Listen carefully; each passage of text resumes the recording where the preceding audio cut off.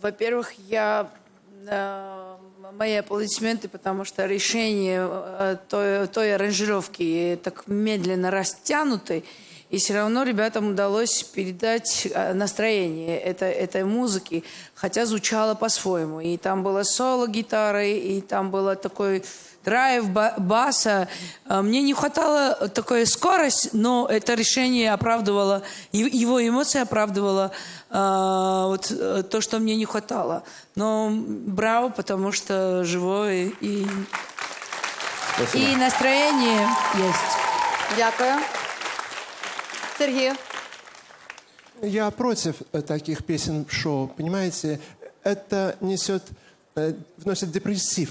Эта песня суицидальная. Любимая девушка погибла в катастрофе, и парень, герой песни, не мог выдержать этой боли и вскрыл себе вены, чтобы уйти вслед за ней. Врачи его спасли. Но он все равно кричит, что я хочу быть с тобой, я буду с тобой, то есть я себе взрежу вены и уйду туда. Где тут выход к надежде? Где здесь катарсис? К свету, где выход? Понимаете? Эта песня, эта вещь произвела большой фурор в перестройку, 87-88 год, когда до того таких песен не писали, когда это было вновь, и волна рока хлынула, талантливых ребят, да, Бутусов, Шевчук, и это было здорово. Сейчас эта вещь, не звучит, тем более в таком ярком шоу, которое, повторяю, должно нести надежду, а не депрессию. Дякую. Ігоре.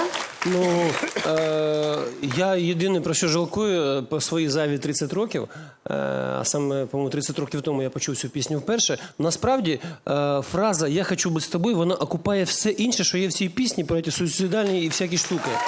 І я хочу сказати, що, звичайно, оригінальний колектив, яким ви, безумовно, є, хоче співати свої пісні, але ця пісня буде завжди не зайвою на вашій вечірці, тому що Паша її, по-моєму, класно виконує.